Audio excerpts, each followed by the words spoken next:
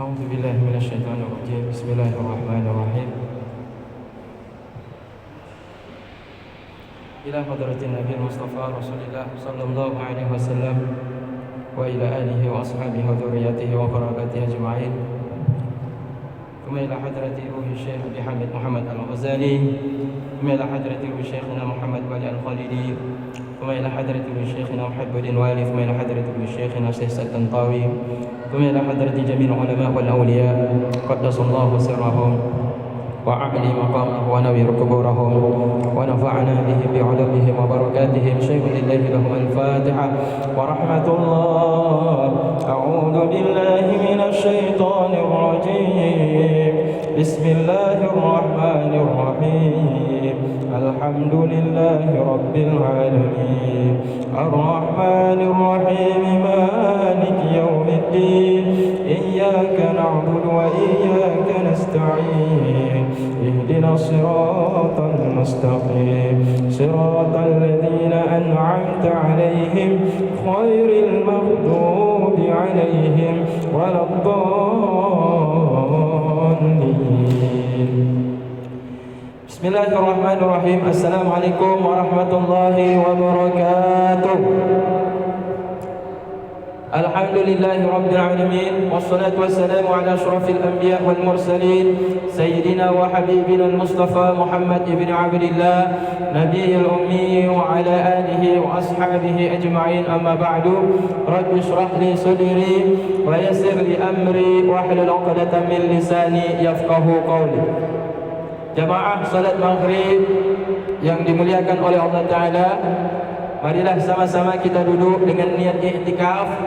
Semoga Allah Ta'ala melimpahkan rahmatnya kepada kita sekalian sambil menunggu datangnya panggilan Allah yang kedua, yaitu salat isya.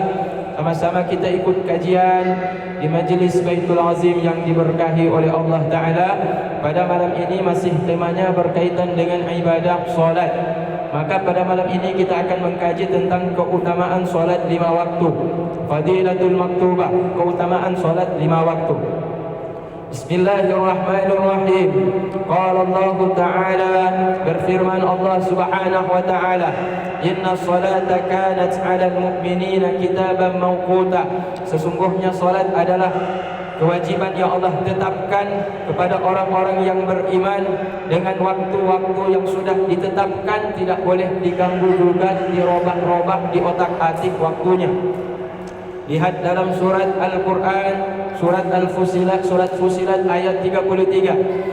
Wa qala sallallahu alaihi wasallam, dan bersabda baginda Nabi kita Muhammad sallallahu alaihi wasallam, khamsu salawatin katabahunna Allahu 'alal 'ibadi faman jaa'a bihinna wa lam yudi' minhunna syai'an istighfafan bihaqqihinna kana lahu 'indallahi 'ahdun ay yadkhulahul jannata wa man lam ya'ti bihinna falaysa lahu 'indallahi 'ahdun in syaa'a 'adzabahu wa in syaa'a adkhalahul jannah. Tentang keutamaan solat, Rasulullah memberikan penjelasan 5 solat, 5 kali solat sehari semalam Allah telah wajibkan kepada kalian wahai kaum muslimin di atas hamba-hambanya yang beriman. Maka barang siapa yang telah datang waktu untuk mengerjakan solat 5 waktu dan tidak menyia-nyiakan satu waktu daripada 5 waktu tersebut karena menganggap remeh dengan hak-hak solat tersebut, niscaya ada bagi hamba tersebut di sisi Allah Ta'ala janji bahawa Allah akan memasukkan hamba itu ke dalam surga. Dan barang siapa yang tidak mendatangkan dengan hak solat 5 waktu, maka tidaklah ada untuk hamba itu di sisi Allah janji. Jika Allah menghendaki, Allah akan mengazabnya, dan jika Allah menghendaki, Allah ampunkan karena dia bertaubat dan dimasukkan ke dalam surga. Ini janji Allah kepada orang mukmin. Kalau dia menepati, yaitu janji dengan Allah Ta'ala tentang perkara menunaikan hak solat 5 waktu. Kalau orang tersebut dia melaksanakan solat 5 waktu dengan sempurna, tidak menyia-nyiakan satu pun solat yang dia diwajibkan di atasnya, maka ada janji dia dengan Allah. Janjinya apa? Dimasukkan Allah ke dalam surga. Kalau tidak, mungkin ada dua. Bisa saja dimasukkan dalam neraka, bisa saja Allah Ta'ala ampunkan dan dimasukkan ke dalam surga. Jadi ini tentang keutamaan solat 5 waktu. Dan tentang solat 5 waktu ini berkaitan juga dengan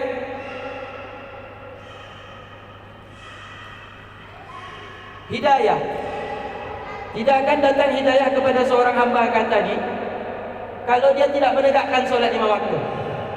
Dia rajin sedekah, rajin. Dia suka menolong orang, rajin. Tapi solat tidak ada. Gimana hukumnya itu? Gimana hukumnya? Sama seperti orang yang membangun masjid, yang dibangun atap, dinding samping kiri kanan dia bangun, tapi tiang tidak dibangun oleh orang tersebut. Kira-kira tukangnya itu waras apa enggak waras? Kira-kira tukangnya itu tukang yang ahli atau tukang yang sembarangan yang bangun rumah masjid seperti itu? Atap dibangun, dinding dibangun, tiang tidak dibangun. Atau dibangun tapi asal-asalan. Itu ibarat seperti orang menegakkan solat, mendirikan solat tapi bolong-bolong. Zuhur ada, asar nggak ada, maghrib ada, isya nggak ada, subuh apa lagi? Jadi hadis dalam 5 waktu itu boleh dibilang 2 kali dalam sehari semalam dia kerjakan, atau cuma 3 kali, 2 bolong. Jadi ini keutamaan solat. Karena kita berbicara tentang kenapa Allah Ta'ala wajibkan kepada kita yang paling utama solat 5 waktu. Karena disinilah Allah Ta'ala menghendaki ketaatan kita untuk membuktikan rasa syukur kita kepada Allah. Makanya Allah Ta'ala wajibkan kepada kita sehari semalam 5 kali. Kenapa 5 kali? Kenapa tidak 2 kali saja? Ada dalam hadis nanti disebutkan penjelasannya bahwa orang yang sholat maghrib, dosa di waktu asar sesudah asar dihapus dengan sholat maghrib. Berarti udah sholat maghrib nih, dosa asar udah habis nih. Jadi habis asar dari jam berapa asar? Jam 4. Sekarang masuk maghrib jam 7. Jam 7 lewat, hampir setengah 8. Enggak, jam 7 pas, jam 7 kurang lah. Jadi antara asar dengan maghrib, kalau ada dosa di waktu asar habis, dihapus dengan sholat Ini habis sholat maghrib, enggak, kita duduk di majelis. Tidak kita duduk di dalam majelis Kemana kita duduk? Majelis kopi, majelis wifi, majelis mie kocok, majelis catur. Banyak kalau kita mau singgung. Di luar orang lebih rame di majelis-majelis kopi, majelis-majelis wifi rame orang. Padahal kalau dia duduk di majelis wifi itu mungkin ada banyak dosa yang dia buat. Dilihatlah YouTube, banyak macam maksiat situ. Didengarlah. Orang kalau udah bicara politik, kurang lebih adalah dia singgung lawan politik. Baik buruknya ada diceritakan di situ. Otomatis mulut menyampaikan sesuatu yang tidak diridhoi oleh orang yang diceritakan. Hati pun sudah mulai menyinggung perasaan atau membenci seseorang yang lain. Jadi sudah mulai kaca mengkilat di hati kita itu mulai kotor. Ada debu yang masuk di dalamnya. Karena apa? Omongan kita muncul di dalam hati, mengakibatkan hati itu kemudian ibarat cermin udah mulai berdebu. Debu itu kalau tidak dibersihkan, itulah gelap jadinya. Lama kalau tidak dihapus debu tersebut berkarat. Kalau sudah berkarat, mau dekat dengan masjid pun dia punya rumah, masa bodoh. Tak mau datang dia sholat. Masa bodoh dia dengar suara azan. Kenapa? Berkarat hati itu. Kenapa? Tidak memantul cahaya petunjuk dari Allah. Tidak masuk cahaya dari Allah. Kenapa? Hatinya hitam. Hati itu udah 2 warna dia, hati gelap dan hati gelap dan hati terang, cahaya, nur cahaya. Jamaah yang dimuliakan Allah Ta'ala, habis malam sholat maghrib, dosa di waktu asar dihapus. Kemudian kita keluar, kita datangi tempat-tempat, di situ orang bergunjing, di situ orang melihat hal yang tidak pantas, dia mendengar hal yang tidak pantas. Kemudian waktu azan Isya berkumandang, dia tidak sholat juga Isya. Kira-kira kalau seandainya datang malaikat maut habis sholat Isya, kira-kira gimana nasibnya? Pulang bawa dosa atau pulang bawa amal soleh? Ada dosa yang dia pikul ketika pulang menghadap kepada Allah. Kenapa? Karena habis maghrib tidak sempat mengerjakan ibadah solat Isya. Jadi inilah gunanya kenapa 5 kali, untuk membersihkan antara satu waktu dengan waktu yang lain, antara waktu yang lain. Jadi ketika orang selesai sholat Isya, dosa maghrib dia dihapus. Kalau tidak ada dosa, berarti apa? Pahalanya dilipat gandakan oleh Allah. Kemudian habis sholat Isya, tentunya kita sudah selesai sholat Isya nanti nih, kita pulanglah. Kalau kita tunggu subuh, jarang orang yang tunggu subuh di dalam masjid. Kalau tunggu Isya habis sholat maghrib, rame. Kenapa? Singkat waktunya. Gitu juga orang tunggu asar, habis asar dia nggak keluar masjid, dia tunggu maghrib, rame. Nggak terlalu lama waktunya. Tapi habis Isya rame orang yang pulang. Ketika pulang, mulai keluar dari masjid, udah mulai datang godaan kiri dan kanan, muka dan belakang. Mulailah terlihat macam-macam, mulai terdengar macam-macam, mulailah hati berfikir macam-macam, dan mulailah gerakan kelakuan perbuatan kita melakukan hal-hal yang tidak diridhoi oleh Allah Ta'ala. Maka pada waktu datang sholat subuh, dia sholat subuh istighfar, selesai sholat subuh, maka subuhnya itu yang dia kerjakan menggugurkan dosa-dosanya antara Isya dengan subuh. Maka selesai sholat subuh, dia gimana kalau meninggal dunia? Habis sholat subuh, kira-kira kalau datang malaikat maut, kira-kira gimana nasibnya? Kalau dia selesai sholat subuh, insya Allah dia siap untuk jumpa dengan Sang Maha Pencipta. Siap dia jumpa dengan Allah. Kenapa? Karena sudah selesai sholat subuh. Tapi kalau belum sempat dia mengerjakan sholat subuh, datang malaikat maut, bangun jam 10 karena tadi malam begadang, subuh belum dikerjakan, na'udzubillahi min dzalik. Bisa jadi kita meninggal su'ul khatimah. Jadi ada dosa yang kita bawa ketika kita kembali kepada Allah. Maka perhatikanlah sholat 5 waktu, karena setiap sholat, waktu-waktu sholat dalam sholat 5 waktu bisa menghapuskan dosa-dosa yang kita kerjakan antara satu waktu dengan waktu yang lain. Inilah sebabnya kenapa orang-orang ini, ulama-ulama, orang-orang soleh, mereka betul-betul menjaga waktu sholat. Kenapa? Agar mereka ketika datang malaikat yang ingin mencabut nyawanya, mereka tidak terlalu takut. Mereka siap, meskipun pun ada rasa takut, tapi tidak seberapa dengan andai kata kita tidak mengerjakan sholat. Ibarat orang yang mandi dalam sungai 1 hari 1 malam 5 kali. Kira-kira kalau orang itu mandi sehari semalam 5 kali, adakah kotoran di badannya? Insya Allah bersih, insya Allah dia suci, insya Allah tidak ada kotoran melekat pada badannya, karena dia menjaga kesuciannya. Maka inilah hikmah dibalik Allah Ta'ala mewajibkan kepada kita bukan cuma 2 kali sehari semalam, 3 kali, tapi 5 kali sehari semalam, agar Allah Ta'ala menguji kita, agar kita siap. Kapan dipanggil siap ya Allah? Kapan dipanggil ya Allah? Habis subuh siap. Kapan dipanggil ya Allah? Habis zuhur siap ya Allah. Kapan dipanggil? Habis asar siap Allah. Habis maghrib, kira-kira siap nggak sini? Yang di sini kalau habis maghrib nih, habis sholat maghrib keluar, dipanggil Allah, siap nggak? Siap. Kenapa? Habis sholat tadi, habis sholat istighfar, baca salawat, mohon doa kepada Allah Ta'ala. Ya, saya kasih cerita satu rahasia, mungkin jarang disampaikan ulang atau tungku-tungku yang lain. Orang selesai sholat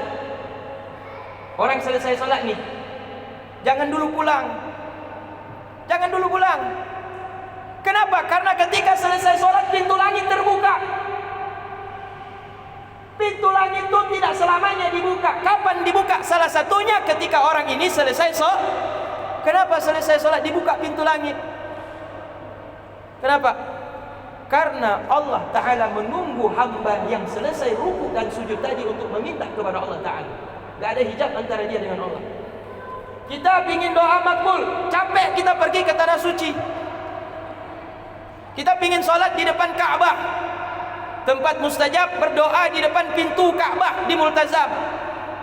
Tempat mustajab berdoa di dalam Hijr Ismail yang ada lingkaran tu, yang ada keramik tu. Susah tu masuk ke sana, apalagi orang tu harus punya uang untuk dapat tempat yang berkah di tempat yang mustajab, cepat dikabulkan oleh Allah Ta'ala. Kita butuh uang, butuh tenaga untuk berangkat ke tanah suci. Tapi ada waktu momen yang dimana di momen tersebut Allah Ta'ala menghilangkan hijab antara hamba dengan Sang Pencipta. Apa itu? Momen ketika selesai solat 5 waktu. Habis solat jangan dulu pulang, minimal ada istighfar. Begitu kita minta ampun kepada Allah, malaikat kanan dan kiri memohon kepada Allah, diikuti malaikat yang ada di atas langit hingga sampai ke langit yang ketujuh, meminta kepada Allah agar hamba tersebut diampunkan oleh Allah. Maka ketika malaikat kanan kiri dan malaikat yang di atas sampai ke langit itu memohon ampun kepada hamba yang meminta ampun selesai solat, kira-kira Allah ampunkan tidak? Allah maafkan tidak? Tingkat malaikat minta kepada Allah agar Allah Ta'ala ampunkan. Allah Ta'ala lebih maha pengampun kepada hamba-hambanya.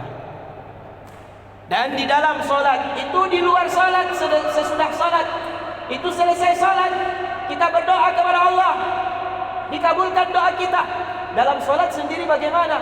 Dalam solat sendiri ada waktu yang paling mustajab, ada tempat saat yang paling mustajab, adalah ketika sujud hamba kepada Allah. Kenapa bukan berdiri? Kenapa bukan rukuk? Kenapa bukan saat i'tidal? Kenapa bukan duduk tasyahud dan duduk tawarruk? Tetapi kenapa pada waktu sujud? Karena pada waktu sujud disitulah konektivitas antara hamba dengan Allah Ta'ala terhubung.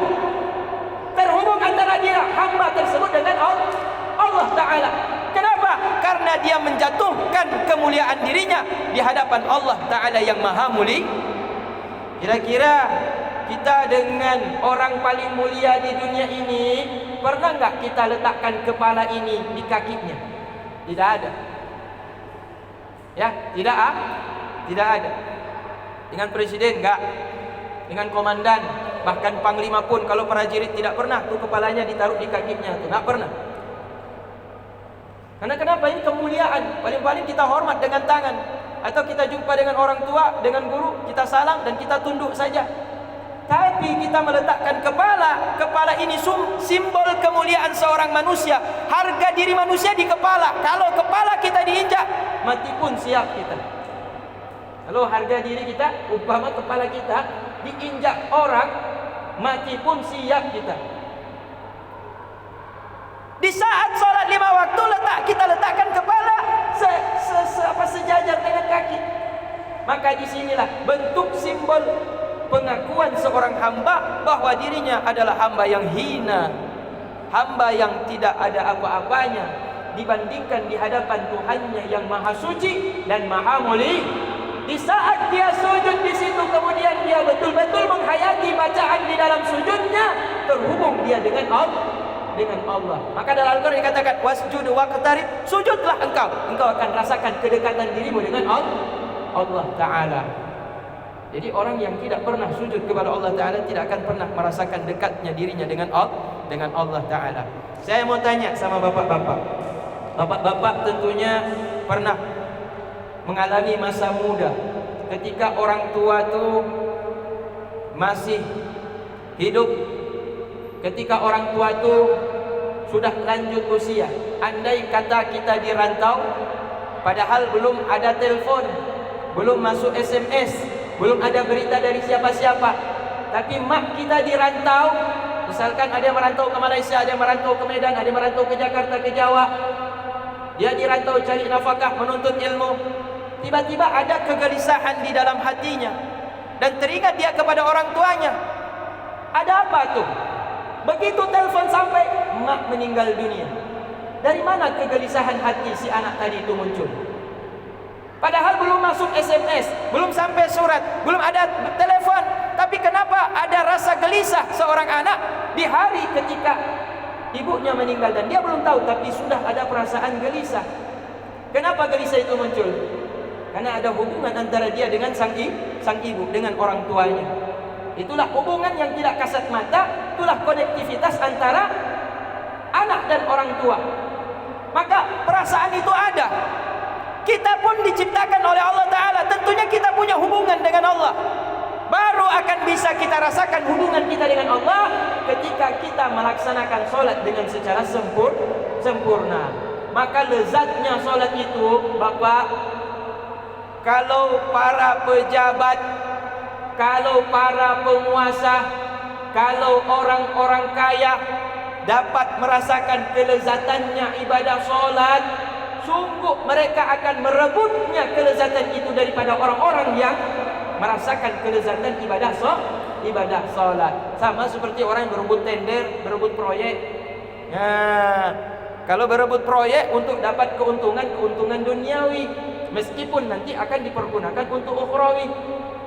Kenapa orang berebutan? Karena banyak uang di situ. Banyak